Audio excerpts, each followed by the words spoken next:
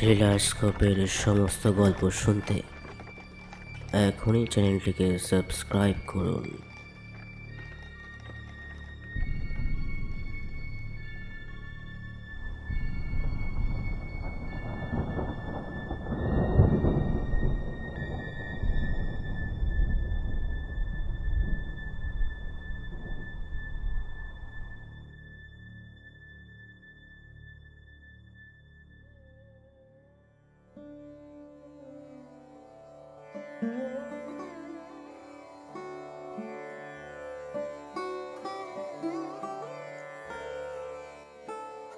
নবীনবাবুর গিন্নি স্বামীর ওপরে হাড়ে চটা।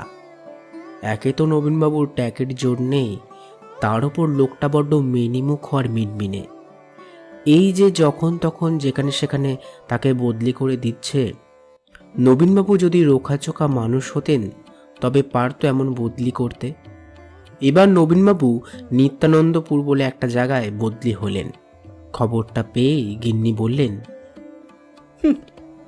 আমি যাব না, তুমি যাও। আমি এখানেই বাসা ভাড়া করে থাকবো। আর বদলি আমার পোষাচ্ছে না বাবু। নবীনবাবু মাথা চুলকালেন, বললেন, তাতে খরচ বাড়বে বই কমবে না। ওখানে আমারও তো একটা আলাদা ব্যবস্থা করতে হবে। দুটো স্টাবলিশমেন্ট টানবো কি করে? গিন্নি বললেন, আচ্ছা ঠিক আছে যাব, কিন্তু তোমাকেও প্রতিজ্ঞা করতে হবে। এরপর বদলি বললে তুমি কিছুতেই বদলি হতে রাজি হবে না। সরকারকে পরিষ্কার জানিয়ে দেবে যে তুমি দরকার হলে মামলা করবে। তোমার মতো মেনিমুখ পুরুষদের পেলেই তোরা নাকে দড়ি দিয়ে ঘোরায়। নবীনবাবু মিনমিন করে বললেন, একখানা দরখাস্ত নিয়ে ওপরওয়ালার সঙ্গে দেখা করেছিলাম। তা তিনি বললেন নিত্যানন্দপুর থেকে আর বদলি করবেন না, দেখা যাক। বাক্স প্যাটরা গুছিয়ে সপরিবারে এক শীতের সন্ধ্যাবেলা নবীনবাবু নিত্যানন্দপুরে এসে পৌঁছালেন। বেশ ধকল গেল। ট্রেন থেকে নেমে অনেকটা পথ গরুর গাড়িতে এসে তার ওপর আবার নদী পেরিয়ে আরও ক্রোশ 2 পথ পেরোলে তবেই নিত্যানন্দপুর। গঞ্জমতো জায়গা, তবে নিরিবিলি ফাঁকা ফাঁকা। রাত্রিটা পোস্টমাস্টারের বাড়িতে কাটিয়ে পরদিন একখানা বাসা ভাড়া করলেন। পাকা বাড়ি, টিনের চাল, উঠোন আছে, সঙ্গে একটা কুয়ো আছে। জায়গাটা ভালো নয় আবার মন্দ নয়, ওই একরকম। তবে ভরসা এই যে আর বারবার ঠাঁই ছাড়া হতে হবে না। ওপরওয়ালা কথা দিয়েছে এখানেই বাকি চাকরি জীবনটা কাটাতে পারবেন নবীনবাবু। তার স্ত্রী অবশ্য নাকশিটকে বললেন, মা গো, কি অখাদ্য জায়গা গো! এই যে একেবারে ধ্যার ধেরে গোবিন্দপুর। অসুখ বিসুখ হলে ডাক্তার বদ্যি পাওয়া যাবে কিনা খোঁজ নিয়ে দেখো। দোকানপাটও তো বেশি নেই দেখছি। বাজারটা করবে কোথায় শুনি?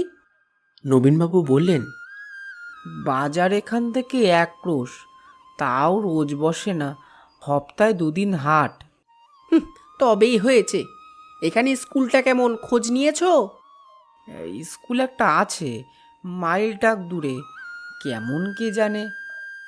জায়গাটা এমন বিচ্ছিরি বলেই তো এখান থেকে তোমাকে আর বদলি করবে না ওরা সহজে। এখন মরি আমরা এখানে পৌঁছে। নবীনবাবু একটা দীর্ঘশ্বাস ফেললেন।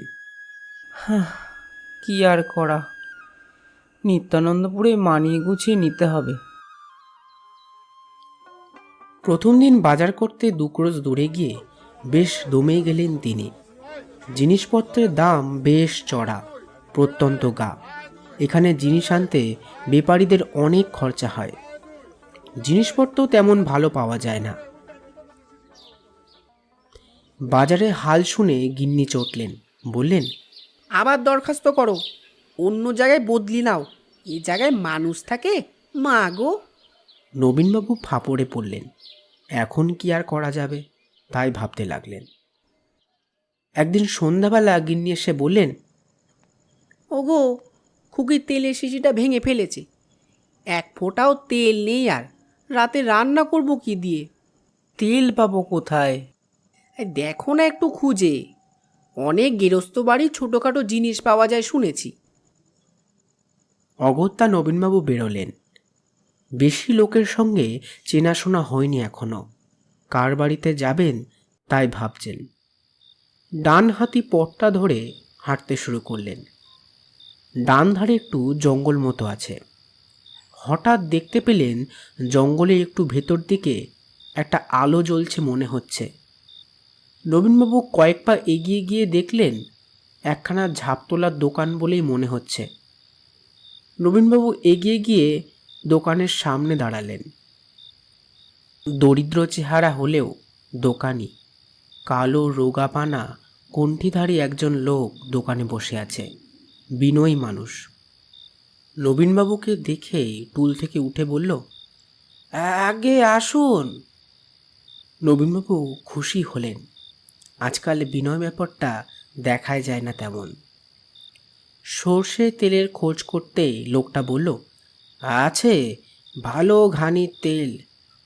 কত দাম? লোকটা হেসে মাথা চুলকে বলল, দাম তো বেশ চড়া, তবে আপনার কাছ থেকে বেশি নেব না, ওই 6 টাকা করেই দেবেন। নবীনবাবু খুবই অবাক হলেন। 2 ক্রোশ দূরে বাজারে তেল 10 টাকা। নবীনবাবু 250 গ্রাম তেল কিনে আনলেন বাড়িতে। গিন্নি তেল পরীক্ষা করে বললেন, বাহ, এ তো দারুণ তেল গো, কোথায় পেলে? নবীনবাবু বললেন, আরে কাছে একটা বেশ দোকানের সন্ধান পেয়েছি, লোকটাও বড় ভালো।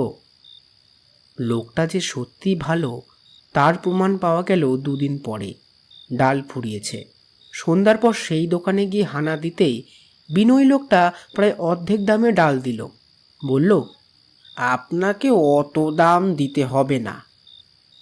নবীনবাবু ভদ্রতা করে জিজ্ঞেস করলেন, আপনার নামই তো জানা হলো না। আগে আমার নাম কালাচাঁদ নন্দী, কালো বলেই ডাকবেন। আপনি কি সব জিনিস রাখেন কালোবাবু? আগে হ্যাঁ, তবে সন্ধ্যার পর আসবেন। দিনে মানে আমি দোকান খুলি না, ও সময় আমার চাষবাস দেখতে হয় আর কি। দিন 2 পরে গিন্নি হঠাৎ বললেন, ওগো, আজ একটু পোলাও খাওয়ার বায়না ধরেছে ছেলেমেয়েরা, ঘি আর গরম মশলা লাগবে, এনে দেবে নাকি একটু? কালোর দোকানে ঘি বা গরম মশলা পাওয়া যাবে বলে মনে হচ্ছিল না নবীনবাবুর। দোনামোনা করেই গেলেন। কালাচাঁদ বলল, হ্যাঁ হ্যাঁ, কেন পাবেন না, 1 নম্বরের ঘি আছে আর বাছাই করা গরম মশলা। দাম? দাম তো অনেক, তবে আপনাকে অত দিতে হবে না, 10 টাকা করেই দেবেন। নবীনবাবুর হৃদয় কৃতজ্ঞতায় ভরে গেল। খানিকক্ষণ কালাচাঁদের সঙ্গে সুখ দুঃখের কথা বলে তিনি ফিরে এলেন। তিনি ঘি আর গরম মশলা দেখে খুব খুশি হলেন। বললেন, ওগো, দোকানটা খোকাকে চিনিয়ে দিও তো, দরকার মতো ওকেও পাঠাতে পারবো। তা হ্যাঁ গো, দোকানটা কি নতুন খুলেছে? আজ দাসবাড়ির গিন্নি গল্প করতে এসেছিল, কথায় কথায় তাকে কালাচাঁদের দোকানের কথা বললাম, কিন্তু সে তো আকাশ থেকে পড়ল। বলল 7 জন্মেও কালাচাঁদের দোকানের কথা শোনেনি। হবে হয়তো নতুন খুলেছে, আমি খোঁজ নিয়ে তোমাকে বলবো। 2 দিন পর ফের কালো জিরে আর ময়দা আনতে গিয়ে নবীনবাবু বললেন, তা হ্যাঁ গো কালাচাঁদ বাবু, আপনার দোকানটা কতদিনের পুরনো? কালাচাঁদ ঘাড়টা চুলকে অনেক ভেবে বলল, এ হে, তা কম হবে না, এই ধরুন এ গায়ের প্রথম থেকে আছি। দোকানটা যদি এতই পুরনো হবে তাহলে দাসগিন্নি এ কথা শোনেনি কেন? কালাচাঁদ যেন তার মনের কথা পড়ে নিয়ে বলল, এই গায়ের আমার অনেক শত্রু, এই লোকের কথায় কান দেবেন না। পরদিন নবীনবাবু এক বাড়িতে নারায়ণ পুজোর নেমন্তন্ন খেয়ে ফেরার পর গিন্নি বললেন, হ্যাঁ গো, তোমার কালাচাঁদের দোকানটা কোথায় বলো তো? খোকাকে কুয়োর দড়ি আনতে পাঠিয়েছিলাম, সে তো দোকানটার খোঁজই পেল না। পোস্ট অফিসের পিয়ন বলছিল সেও কখনো নাম শুনি দোকানটার, বলল নবীনবাবুর মাথাটাই গেছে। কালাচাঁদের সঙ্গে অনেকে শত্রুতা আছে কি না তাই ওরাম বলে। পরদিন টর্চের ব্যাটারি আনতে গিয়ে নবীনবাবু এ কথা সে কথার পর কালাচাঁদকে বললেন, তা কালাচাঁদ বাবু, আমার ছেলেও তো কাল আপনার দোকানের খোঁজ পায়নি।